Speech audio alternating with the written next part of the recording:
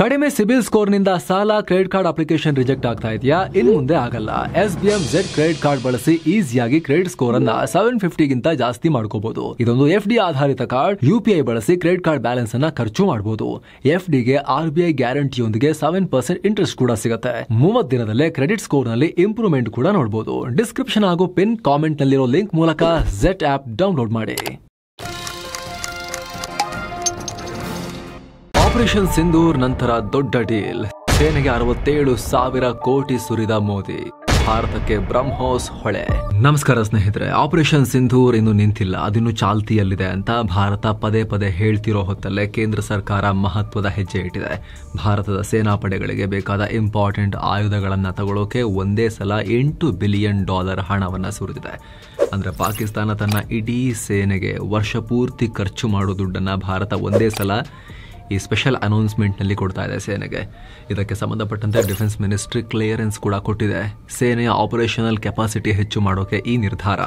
ಅಲ್ಲದೆ 3 ಸೇನೆಗಳಿಗೂ ಅಗತ್ಯ ಇರೋ ಸರ್ಜಿಕಲ್ ಸ್ಟ್ರೈಕ್, ಏರ್ ಸ್ಟ್ರೈಕ್ ನಲ್ಲಿ ಬಳಸೋ ಇಂಪಾರ್ಟೆಂಟ್ ಆಯುಧಗಳನ್ನ ಇದರಲ್ಲಿ ಕೊಡಲಾಗ್ತಿರೋದು. Pak killer BrahMos, drones, air defence system, unmanned aerial vehicle, ಹೀಗೆ ಡಿಫೆನ್ಸ್ ಮತ್ತು ಆಫೆನ್ಸ್ ಎರಡೂ ರೀತಿಯ ಕಾರ್ಯಾಚರಣೆಗೆ ಬೇಕಾದ ಎಲ್ಲ ಆಯುಧಗಳು ಇದರಲ್ಲಿ ಪರ್ಚೇಸ್ ಮಾಡಲಾಗ್ತಿರೋದು.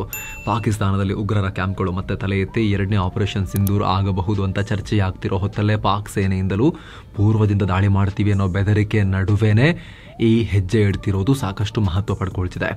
ಹಾಗಿದ್ರೆ ಈ ಬೃಹತ್ ಡೀಲ್ನಲ್ಲಿ ಸೇನೆ ಖರೀದಿ ಮಾಡ್ತಿರೋ ಆಯುಧಗಳು ಯಾವ್ಯಾವುದು, $8 ಬಿಲಿಯನ್ ಏನೇನು ಸಿಗುತ್ತೆ, ಅವುಗಳ ತಾಕತ್ತೇನು, ಪಾಕಿಸ್ತಾನವನ್ನ ಕಟ್ಟಿ ಹಾಕೋಕೆ, ಕುಟ್ಟಿ ಪುಡಿ ಮಾಡೋಕೆ ಈ ಆಯುಧಗಳು ಭಾರತಕ್ಕೆ ಹೇಗೆ ಹೆಲ್ಪ್ ಮಾಡುತ್ತೆ, ಎಲ್ಲವನ್ನ ಕ್ವಿಕ್ ಆಗಿ ನೋಡ್ತಾ ಹೋಗೋಣ. ಕಡೆ ತನಕ ಮಿಸ್ ಮಾಡಿದೆ ನೋಡಿ ಸ್ನೇಹಿತರೆ.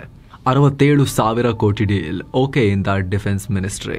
ಸ್ನೇಹಿತರೆ, ಕಳೆದ ಕೆಲ ವಾರಗಳಿಂದ, ಅದರಲ್ಲೂ ಕೂಡ ಆಪರೇಷನ್ ಸಿಂಧೂರ್ ಆದಾಗಿನಿಂದ ಭಾರತ ತನ್ನ ದಾಳಿ ಸಾಮರ್ಥ್ಯವನ್ನು ಹೆಚ್ಚು ಮಾಡಿಕೊಳ್ತಾ ಇದೆ ಅನ್ನೋದು ನಿಮಗೆ ಗೊತ್ತಿರೋ ವಿಚಾರ. ಬ್ಯಾಕ್ ಟು ಬ್ಯಾಕ್ ಡ್ರೋನ್ ಪರೀಕ್ಷೆ, ಬ್ಯಾಕ್ ಟು ಬ್ಯಾಕ್ ಮಿಸೈಲ್ ಪರೀಕ್ಷೆ, ಏರ್ ಡ್ರಿಲ್, ಯುದ್ಧ ನೌಕೆಗಳ ಸೇರ್ಪಡೆ, ಹೀಗೆ ಬೃಹತ್ ಪ್ರಮಾಣದಲ್ಲಿ ಆಯುಧಗಳ ಪರ್ಚೇಸಿಂಗ್ ನಡೀತಾ ಇದೆ.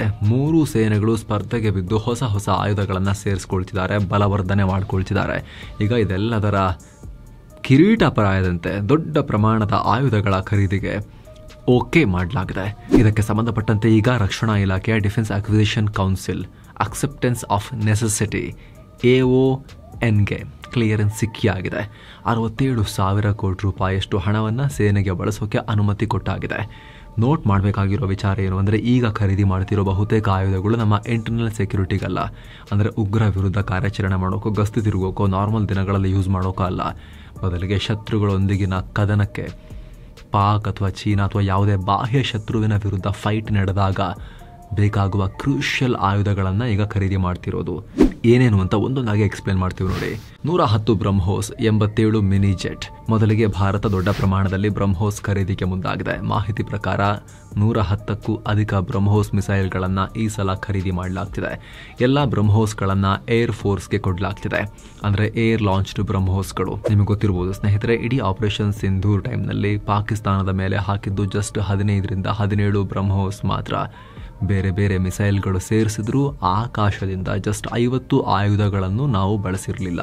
ಇದನ್ನು ನಮ್ಮ ಸೇನೆಯೇ ಹೇಳಿತ್ತು. ಆದರೆ ಈಗ ಬೃಹತ್ ಸಂಖ್ಯೆಯಲ್ಲಿ ಪಾಕ್ ಕಿಲ್ಲರ್ಗಳನ್ನ ಸೇನೆಗೆ ಸೇರಿಸ್ತಿದ್ದಾರೆ. ನಿಖರ ಗುರಿ, ಗಂಟೆಗೆ 3,000 ಕಿಲೋಮೀಟರ್ಗೂ ಅಧಿಕ ವೇಗದಲ್ಲಿ ನುಗ್ಗೋ ಈ ಮಿಸೈಲ್ಗಳು ಪಾಕಿಸ್ತಾನವನ್ನ ಆಲ್ಮೋಸ್ಟ್ ಕವರ್ ಮಾಡಿಬಿಡ್ತವೆ. ಅರ್ಧ ಭೂಪ್ರದೇಶವನ್ನ ಕವರ್ ಮಾಡ್ತವೆ. ಉತ್ತರದಿಂದ ದಕ್ಷಿಣದ ತನಕ 450 ಕಿಲೋಮೀಟರ್ ದೂರ ಹಾರುತ್ತೆ. ಈಗ ಇಂತಹ 110 ಮಿಸೈಲ್ಗೆ ಸುಮಾರು 10,800 ಕೋಟಿ ರೂಪಾಯಿಯನ್ನ ಮೀಸಲಿಡ್ತಿದ್ದಾರೆ. ಇವು ಸೇನೆಗೆ ಎಷ್ಟು ಬೇಗ ಸೇರುತ್ತೋ ಅಷ್ಟು ಬೇಗ ಭಾರತದ ವಾಯುಪಡೆಗೆ ಇನ್ನಷ್ಟು ಬಲ ಬರುತ್ತೆ. ಸದ್ಯ 100ಕ್ಕೂ ಅಧಿಕ ಸುಖೋಯಿಗಳ ಅಪ್ಗ್ರೇಡ್ ಮಾಡೋ ಕೆಲಸ ನಡೀತಾ ಇದೆ. ಬಹುಶಃ ಈ ಹೊಸ ಮಿಸೈಲ್ಗಳನ್ನು ಅಲ್ಲಿಗೂ ಅಳವಡಿಸಬಹುದು. ಹಾಗೇನಾದರೂ ಆದರೆ ಪಾಕಿಸ್ತಾನದ ಪಾಲಿಗೆ ಇಂಡಿಯನ್ ಏರ್ ಫೋರ್ಸ್ ಅನ್ನೋದು ಇನ್ನಷ್ಟು ಡೇಂಜರಸ್ ಆಗುತ್ತೆ. ಆಪರೇಷನ್ ಸಿಂಧೂರ್ ಕಂಟಿನ್ಯೂ ಆದರೆ ಅಲ್ಲಿದು ಯುದ್ಧದ ದಿಕ್ಕನ್ನೇ ಬದಲಿಸೋ ಸಾಮರ್ಥ್ಯ ಆಗ್ಬಿಡುತ್ತೆ. ಇನ್ನು ಎರಡನೇದು, ಭಾರತ 87 ಮಿನಿ ಜೆಟ್ಗಳನ್ನು ಅಂದರೆ MALEಗಳನ್ನು ಖರೀದಿ ಮಾಡ್ತಿದೆ. ಇದು ಯಾವುದು? ಮೇಲ್ಗಳು, ಪುರುಷ ಅಲ್ಲ, ಇದು ಡ್ರೋನ್ಗಳು.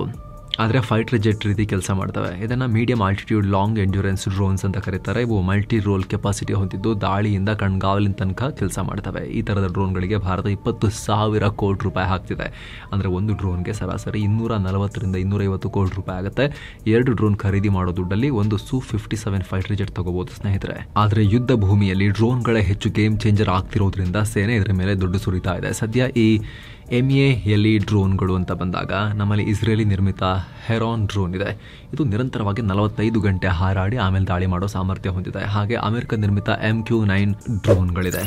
ಇವುಗಳು ಫಾರಿನ್ ಡ್ರೋನ್ಸ್. ಆದರೆ ಈಗ ಈ 20,000 ಕೋಟಿಯನ್ನ ಸ್ವದೇಶಿ ಕಂಪನಿಗಳಿಗೆ ಆರ್ಡರ್ ಕೊಡಬಹುದು ಅಂತ ಹೇಳಲಾಗ್ತಿದೆ.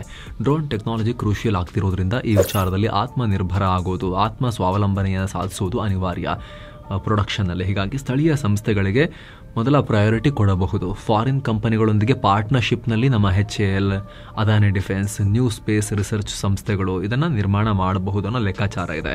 ಇದಕ್ಕಾಗಿ ಟೆಂಡರ್ ಪ್ರಕ್ರಿಯೆ ನಡೆಸೋಕ್ಕೂ ತಯಾರಿ ನಡೀತಾ ಇದೆ. ಏನೋ ಈ ಮಿನಿ ಜೆಟ್ಗಳು 3 ಸೇನೆಗೆ ಯೂಸ್ ಆಗಲಿವೆ. ಇವುಗಳನ್ನು ರಿಮೋಟ್ ಮೂಲಕ ಕಂಟ್ರೋಲ್ ಮಾಡೋಕ್ಕೆ ಸಾಧ್ಯ ಆಗುತ್ತೆ.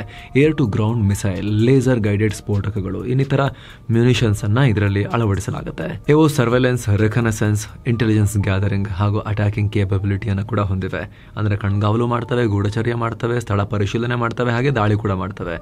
ಈ ಸಲದ ವಿಶೇಷತೆ ಅಂದರೆ ಈ ಸಲ ಲಾಂಗ್ ರೇಂಜ್ ದಾಳಿ ಮಾಡೋ ಥರ ಸೇನೆ ಮಾಡಿಫೈ ಮಾಡೋಕೆ ಕೇಳಬಹುದು ಅಂತ ಮಾಹಿತಿ ಬರ್ತಾ ಇದೆ. ಅಂದ್ರೆ ಹತ್ತಿರದ ಟಾರ್ಗೆಟ್ ಬಿಟ್ಟು ಶತ್ರುವಿನ ಡೀಪ್ ಇನ್ಸೈಡ್ ನುಗ್ಗಿ ದಾಳಿ ಮಾಡೋಕ್ಕೂ ತಯಾರಕ ಸಂಸ್ಥೆಗಳ ಬಳಿ ಸೇನೆ ಕೇಳಬಹುದು ಅಂತ ಹೇಳಲಾಗ್ತಿದೆ.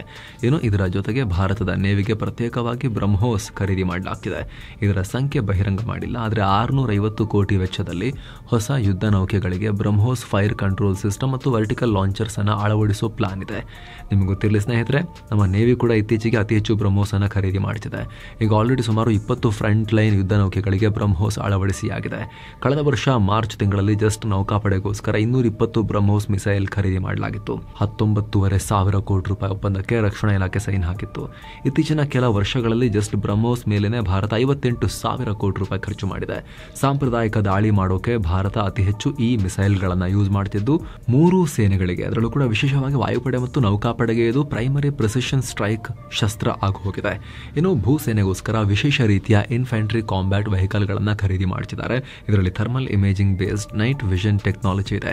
ಅಂದ್ರೆ ಯುದ್ಧ ವಾಹನಗಳಲ್ಲಿ ಥರ್ಮಲ್ ಕ್ಯಾಮೆರಾಗಳನ್ನು ಅಳವಡಿಸಲಾಗಿರುತ್ತೆ. ಸಾಮಾನ್ಯವಾಗಿ ಯುದ್ಧದ ಟೈಮ್ನಲ್ಲಿ, ರಾತ್ರಿ ಟೈಮ್ನಲ್ಲಿ ಮಳೆ ಮಂಜು ಎಲ್ಲ ಇದ್ದಾಗ ರೆಗ್ಯುಲರ್ ಕ್ಯಾಮ್ರಾಗಳಿಗೆ, ಆಪ್ಟಿಕಲ್ ಕ್ಯಾಮ್ರಾಗಳಿಗೆ ಸರಿಯಾಗಿ ಕಾಣಿಸಲ್ಲ. ಇದರಿಂದ ಅಪಾಯ ಆಗೋ ಚಾನ್ಸಸ್ ಇರುತ್ತೆ. ಸೊ ಇಂಥ ವೆಹಿಕಲ್ ಬಳಸಿದಾಗ ಥರ್ಮಲ್ ಕ್ಯಾಮ್ರಾಗಳ ಆಧಾರದ ಮೇಲೆ ವಾಹನ ಓಡಿಸೋರಿಗೆ ಪಿಕ್ಚರ್ ಗೊತ್ತಾಗುತ್ತೆ ಏನೇನಿದೆ ಮುಂದೆ ಅಂತ ಹೇಳಿ. ಕಣ್ಣಿಗೆ ಕಾಣದೇ ಇದ್ರೂ, ಆಪ್ಟಿಕಲ್ ಕ್ಯಾಮರಾಗಳಲ್ಲಿ ಕಾಣಿಸದೇ ಇದ್ರೂ ಕೂಡ ಥರ್ಮಲ್ ಕ್ಯಾಮರಾ ಪತ್ತೆ ಹಚ್ಚುತ್ತೆ. ಶಾಖದ ಆಧಾರದ ಮೇಲೆ ಪಿಕ್ಚರೈಸೇಷನ್ ಮಾಡಿ ಕೊಡುತ್ತೆ. ಮನುಷ್ಯರು, ಶತ್ರುಗಳ ವಾಹನಗಳು ಅಥವಾ ಪ್ರಾಣಿಗಳ ಬಗ್ಗೆ ಕೂಡ ಇಮೇಜ್ ಕ್ರಿಯೇಟ್ ಮಾಡಿ ಮಾಹಿತಿ ಕೊಡುತ್ತೆ. ಹೀಗಾಗಿ ಬೆಟ್ಟ ಗುಡ್ಡದಲ್ಲಿ ಬಡಿದಾಡಬೇಕಾದ ನಮ್ಮ ಸೇನೆಗೆ ಇದು ಕ್ರೂಷಿಯಲ್ ಆಯುಧ. ಇದನ್ನು ಕೂಡ ಕೊಡಲಾಗ್ತಿದೆ. ಈ ರೀತಿ ಅಫೆನ್ಸಿವ್ ಕೇಪಬಿಲಿಟಿ ಜೊತೆಗೆ ಡಿಫೆನ್ಸ್ಗೂ ಕೂಡ ಮಹತ್ವ ಕೊಡಲಾಗ್ತಿದೆ. ಹೊಸ ಖರೀದಿಯಲ್ಲಿ ಯುದ್ಧ ನೌಕೆಗಳ ರಕ್ಷಣೆ ಮಾಡೋಕೆ ಬರಾಕ್ 1 ಡಿಫೆನ್ಸ್ ಸಿಸ್ಟಮ್ ಅನ್ನು ಅಪ್ಗ್ರೇಡ್ ಮಾಡಲಾಗ್ತಿದೆ.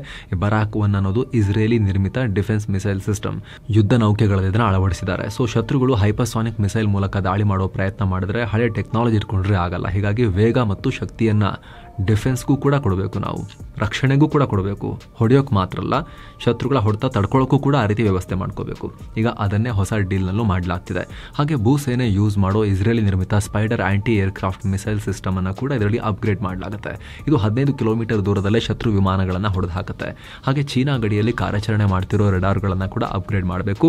ಇದು ಶತ್ರುವಿನ ಮೂವ್ಮೆಂಟ್ಸ್ ಬಗ್ಗೆ, ಅವರ ಚಲನವಲನದ ಬಗ್ಗೆ ಮಾಹಿತಿ ಕೊಡುತ್ತೆ. ಸೊ ಇದಕ್ಕೂ ಕೂಡ ಹಣ ಕೊಡ್ತಿದ್ದಾರೆ. ಇದರೊಟ್ಟಿಗೆ ಅಮೆರಿಕದಿಂದ ತಗೊಂಡಿರೋ C-17 ಮಿಲಿಟರಿ ಏರ್ಕ್ರಾಫ್ಟ್ ಮತ್ತು ರಷ್ಯಾದ S-400 ಡಿಫೆನ್ಸ್ ಸಿಸ್ಟಮ್ ಅನ್ನ ಮೇಂಟೈನ್ ಮಾಡೋಕ್ಕೂ ಕೂಡ ಸ್ವಲ್ಪ ಹಣವನ್ನು ಮೀಸಲಿಡಲಾಗಿದೆ.